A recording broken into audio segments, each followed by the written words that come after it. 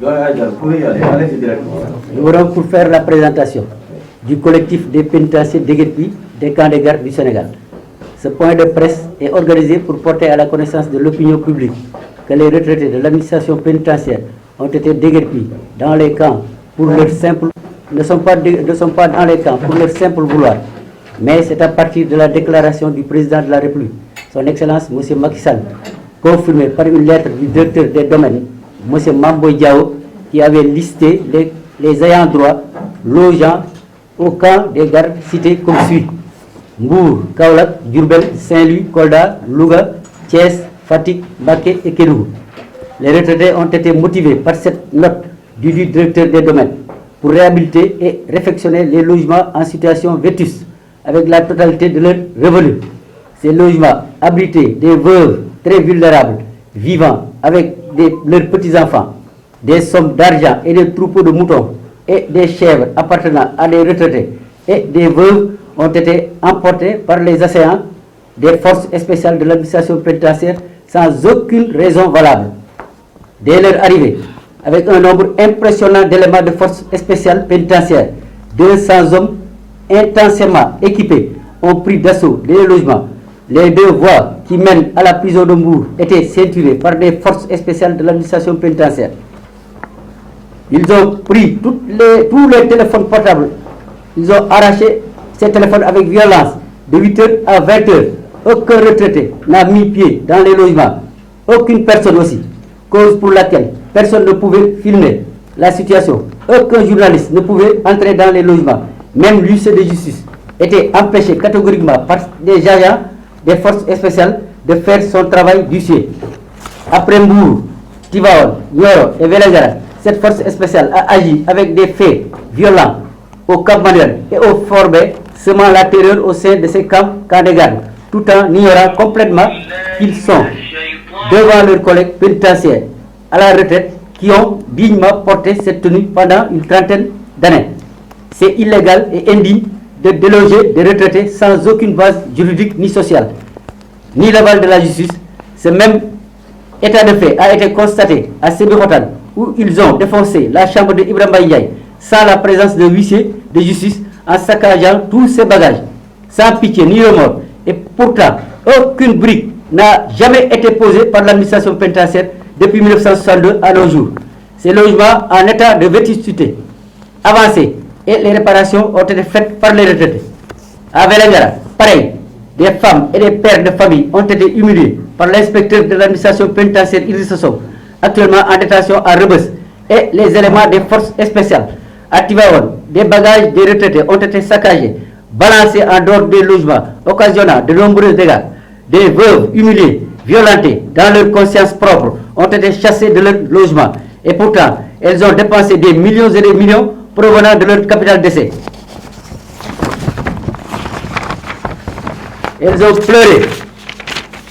pendant des mois. D'autres étaient tombés malades et toujours malades à cause de ce déguerpissement inattendu par ces veuves et retraités. Le déguerpissement des logements, des camps de garde, le déguerpissement des logements des gardes pénitentiaires à la retraite et veuves a été mal tenu, avec des humiliations inexplicables du jamais vu dans les annales de la République du Sénégal. Des tortures ont été constatées. On peut citer Feu Ousmane Diaye de Thiès, Feu Mamadou Diouf et d'autres qui sont tombés malades comme Momar Ndao qui a eu un grave AVC après quelques jours et Biran Diaye qui a eu aussi les yeux devenus flous après ces événements inédits. Les agents ont été attachés avec leurs enfants de 8h30 à 16h du soir. À Dakar, des enfants des retraités ont été traînés sur le goudron sur plusieurs mètres, occasionnant ainsi de sérieuses et nombreuses blessures sur leur corps. C'est pour vous dire comment ce déguerpissement a eu à faire du mal au sein des retraités de l'administration pénitentiaire et leurs familles. Même les voisins immédiats des cantonnements ont été mécontents à l'égard de ces agents à la force publique, et tout cela provient de l'ex-directeur général de l'administration pénitentiaire Bokandé, de l'inspecteur Idrissa Sow, de l'inspecteur Yankoba Dembélé, de l'IRAP de Thiès et de l'ex-directeur de la MAC de Mbour, Thierno Sow, actuellement en service à Saint-Louis. Le directeur Bokandé avait donné l'ordre aux forces spéciales de l'administration pénitentiaire 200 éléments encagoulés avec des fusils d'assaut bien garnis et des grenades lacrymogènes, des menottes, des attaches en fer, comme si nous étions des malfrats et des malfaiteurs. Nous réclamons la restitution de nos logements ou bien le dédommagement total des sommes dépensées par les retraités dans ces camps de garde. Les logements ont pu se tenir grâce aux retraités, des personnes qui ont fait 22 ans de service dans ces logements, d'autres 15 ans, d'autres 14 ans. Pendant tout ce temps, ils réfectionnaient ces bâtiments vétustes, bâtiments réformés par l'État, même si sur les factures de la SDE, on pouvait lire ex-camp de garde. Les agents ont été victimes d'écroulement de logements à Tambacounda, à Louga et Cap-Manuel. L'administration pénitentiaire, en son temps, n'avait même pas demandé l'état de ces agents, disant que les bâtiments ont été réformés depuis longtemps. Ceux qui logent dans ces bâtiments sont à leur risque et péril. Donc, pourquoi attendre la déclaration du président de la République pour agir aveuglément et s'occuper des camps de garde, faire du bruit partout sans aucune base légale? À l'heure actuelle, le camp de garde de Tambacounda, le camp de garde de Kaolack, le camp de garde de Saint-Louis, le camp de garde de Kolda, le camp de garde de Diourbel regorge des retraités qui logent à l'intérieur et qui ne sont pas inquiétés. Voilà une jurisprudence avérée pour les retraités des camps de garde, malmenés, violentés, humiliés, alors que d'autres sont laissés en rade. C'est sur la demande de l'Association nationale des policiers à la retraite que le président de la République, M. Macky Sall, avait cédé les camps de garde aux occupants, et ceci à la date du 20 mars 2015.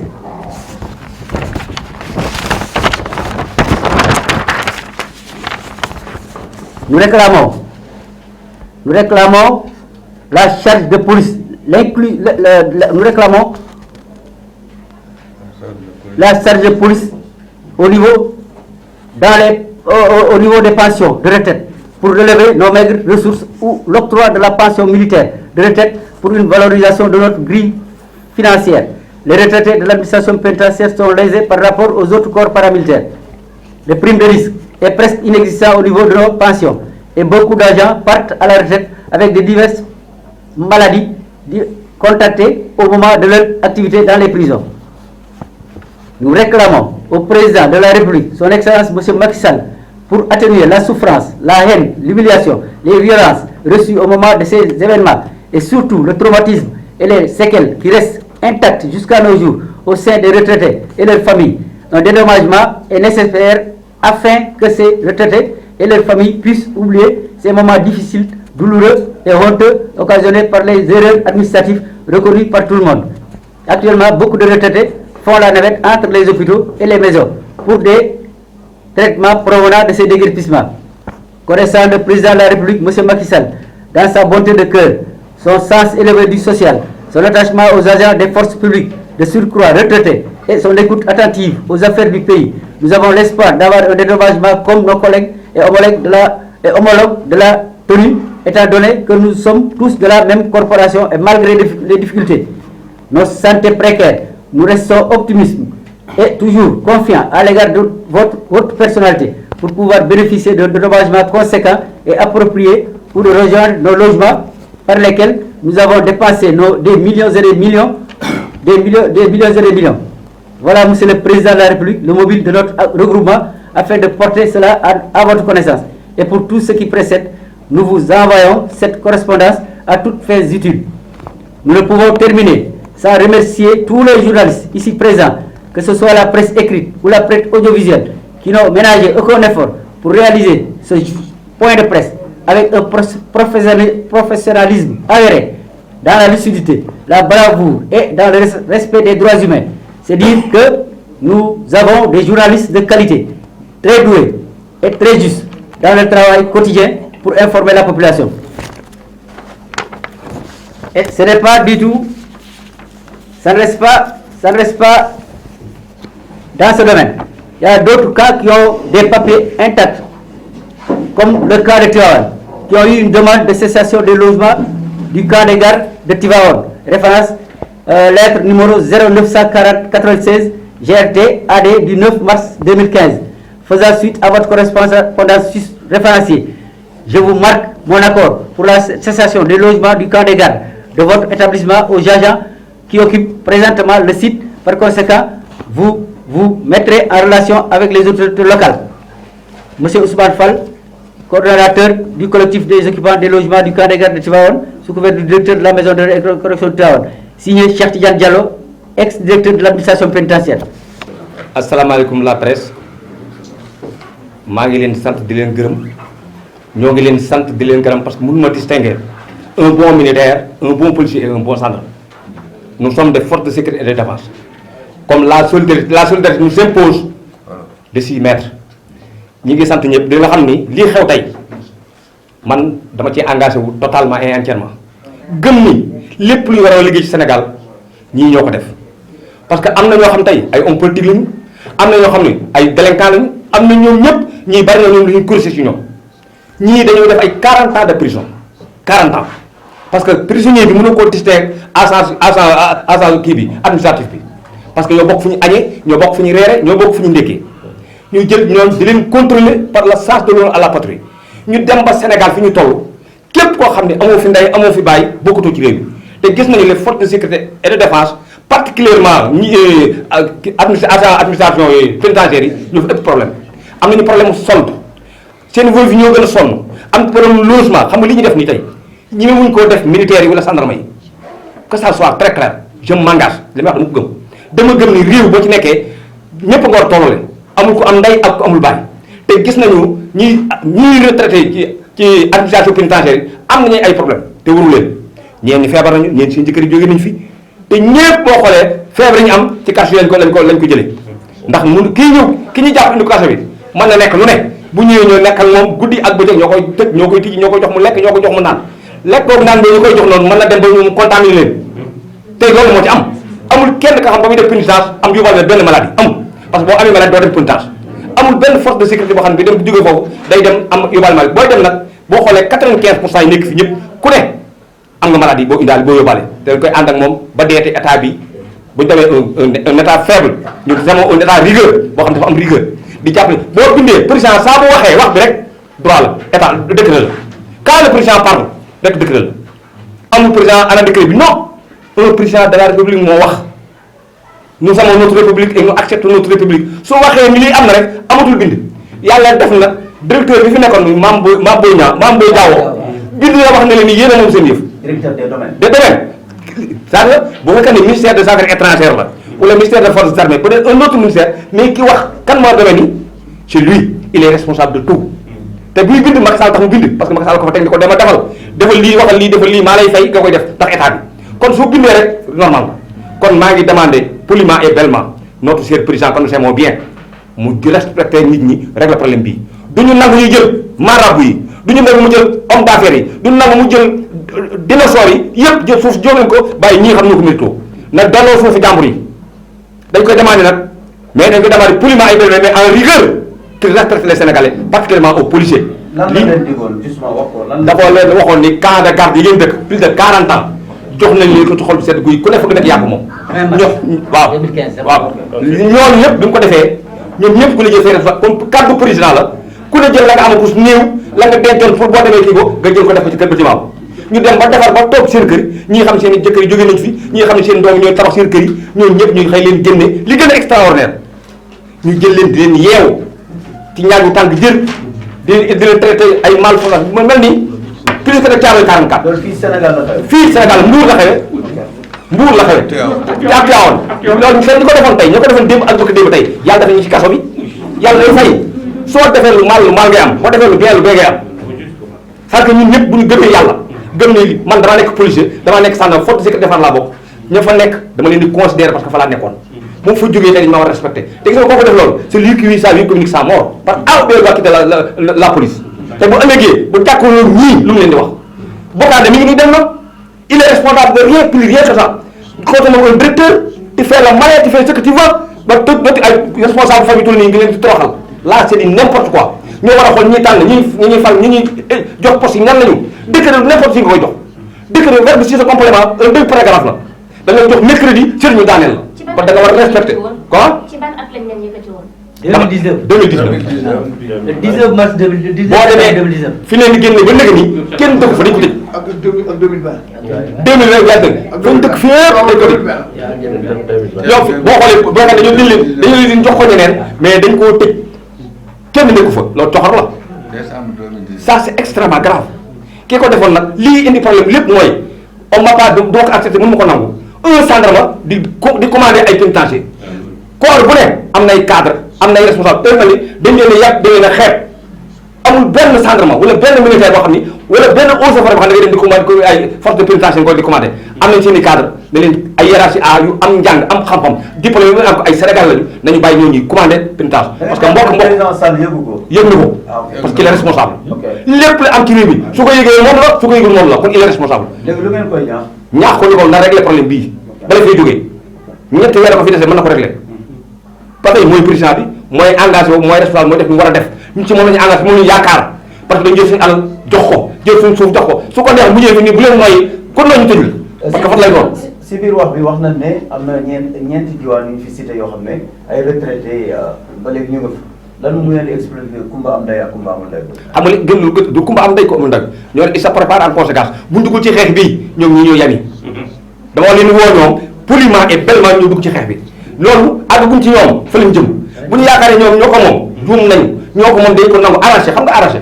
dañ ko arraché ni loxo li gën mooy ñoom ñu ànd ak ñi ci xeex bi bu ñu yaakaaree ñoom pare nañu bu ñu commencé ni xam nga xeex métti da ngay def étape par étape da ngay wàññi di denc di wàññi di denc bañ jeex ëllëg ñoom bu ñu bokk ci xeex bii liñ ci góobee lañ ko gàttal ñoo dama leen di woo en tant que collègue en tant que responsable en tant que ñoo xam ne ñoo bokkoon pénitence ñoom ñëpp ñoo bokkoon pénitence xam nga je suis un militaire je m'engage kon su ma engagé ñoom war nañu engagé wu amul jox nañ sa kër nga ne damay toog joxuñu leen ko gum ku dégg olof gum dafa joxe gu nenni quoi bu ëllëgee kenn la ñu amoon bu ñuy amoon ñii lañ amoon ñoo am nañ ko nañu joxe nañ ñu bokk ci xeex bi pour ñëpp amandoo une seule fois bu kenn ñàkkee rek kenn amatu man loolu la gis na ba léegi ngi bëgg a yàgg est-ce que boobu léegi ba tey jéem ngeen a sàkk waxtaan ak jëm ak ki nga xam ne moom mooy njiitum réew mi nga xam ne joxoñ leen ko baaraamu tuuma non du joxoñ jaam kii baaraamu tuuma dañ ko jox suñu alal jox ko suñu lépp loolu dañ koy laaj day joxuñu ko ci dara moom ci boppam moo war a yemale nit ñi tool yi muy dagg ak suuf si muy dagg di jox ñeneen ñi na ko jox ñii dañuy dagg fi ñu nekkan ba pare lan la fi def ci suuf la fa joxul ci suuf ndengaleer ngi nii koo xam ne doom nekk na candidat tey ndengal ñaata fa dee ndengal ñaata woon fii Ablaye Wade ci dëkk bi nekkoon wetu seel yi ñaata fa dee mbaan nañu respecté Sénégal yi ñii xeexuñu xuloowuñu dañoo dëkk ci benn dëkk am fa fulla am fa def fi lu war a def tey nag dañ leen war a considéré suñu considéré kenn ci président ba ci suuf te considéré wuñu ñii juum nañ ñii ñoom lañu war a jëkk considéré parce que ñii dañuy la sécurité c'est la situation là où on a aucun danger à craindre c'est ça la sécurité te ñii bu ñu fi amul jàpp am ñi gën a am ñu mel ni man lay ma waxoon délinquants yi gën a garaaw ci réew mi ñii ñooy tax ñu bàyyi délinquance bu ñu indiwul saafara ci mbir moomu léegi ci lan lañu war luñ ci man tawari dañ ko ñun pare nañu pour lenn képp koo xam ni nekk nga candidat ci élection yi ñëw dañu rencontré wax ak yow nga engagé wu totalement wax ni su ma gagné élection yi naa ko réglé képp ku ni mun koo réglé nag ñu ànd ak moom te dañu nous ferons en sorte que képp ku jógee armée ku jógee gendarmerie ku jógee police ak ñenn ñi nga xam ci ñoom lañ jóg lañ bokk te yaakaar ne am na ci amuñu yaakaar ne yor nañ ci yoraguñu ñu ngi leen woon ñu ñëw ñëpp ñu préparé képp koo xam ne mënoo ko réglé kenn doon ànd ak yow parce que réew mi nag dut ñu ko jox n'importe qui muy torturer ay nit di leen toroxal ak ku mu mën a doon nag am ñoo ma Samba am ñoo ma Demba mais lii moom dañ koy ànd ak ki war a yor réew mi suba dañ leen tàllal loxo ñoom ñëpp nag képp ku am parrainage am conseil constitutionnel sa affaire baax ñu ngi lay woo nga ñëw rencontré ñu soo fekkee am nga engagement sur lu mel ni problème man nga ko réglé on est prêt pour soutenir mais képp ko deful nag dina ses responsabilités. maanaam maintenant à part promesse électorale bi nga xam ne mu ngeen ko jot est-ce que dafa am plan d'action bu ngeen établir bu fekkee tey jii nii dara def ñu ko. on l'a déjà kooku waxtaan ci yàgg naa ma tagul 5 jours nii képp pendant li ñuy wax ku réglé wul problème bi mun ñu ànd ak yow ñii dañoo bari au moins mat nañu 8000 c'est le minimum nga bari il faut faire le mal et puis il faut le mal c'est ça duñ tar ay doo promesse électorale ce mot est très grave nit boo waxee kaddu day dee gën a bàyyi ko man loolu laa gëm Ablaye Mao dama gëm ni sama awma promesse électorale awma promesse de circonstancielle promesse ma am par le sens de loolu moom laa gëm moom lay wax lépp lu ma def dama koo man naa ko bay def ndax yàlla fi nekk ndax yàlla nag xam nga sama suba xaw ma ko mais gëm naa ni kii wax ni moom dina ko régler bis bu jàllee bu prêter serment ci suba bi ci lay dem ndax ñii dañu ko jàppale moom réew ko mais tout ñu jàppale kenn ku ñu maltraité ay dañu torturé te force di may wax nañu nag waxuma ko au nom de ñii dama ko wax au nom de force sécurité et de défense ñi nga xam ñëpp ay retraité lañu ay libéré lañu ay malade lañu am ñëpp lañu am ku réglé seen problème ñu ko réglé ñii nag ñoo gën ñii fii nag ñoo nekk ci daar bi ñii la ñu war a réglé d'abord mooy situation ponctuelle bi nañ ko réglé c'est la situation ponctuelle qui règle ce problème là une seule fois pour toutes jàmm am ci réew mi parce que ñii ay mag lañu ku liggéey ba retraité situation fonctionnaire mag nga parce que on est en phase de déclin on le veuille ou non suñ ko bëggee dëgg la mais nag li gën a ñaaw mooy jël sa alal def ko ci benn bâtiment jox sa njaboot nga ndara dem ñu nangoo sa njaboot boo fi jógee sa njaboot du am lu ñu doon képp am bëgg ku la doon Macky Sall mii suñu réew yow suñu président bi ñu adorons tey li mu liggéey après doom yi la parce que am na 63 ans 64 ans soxla fu dara mën naa dund ba dee am problème mais nag li muy def lu mu daj ci ay doom moo tax ñii itam dañu bëgg a doon daal fu suñuy doom merci ah oui c'est ça la vérité nañu jox li ñu moom demande wuñ ñaanuñ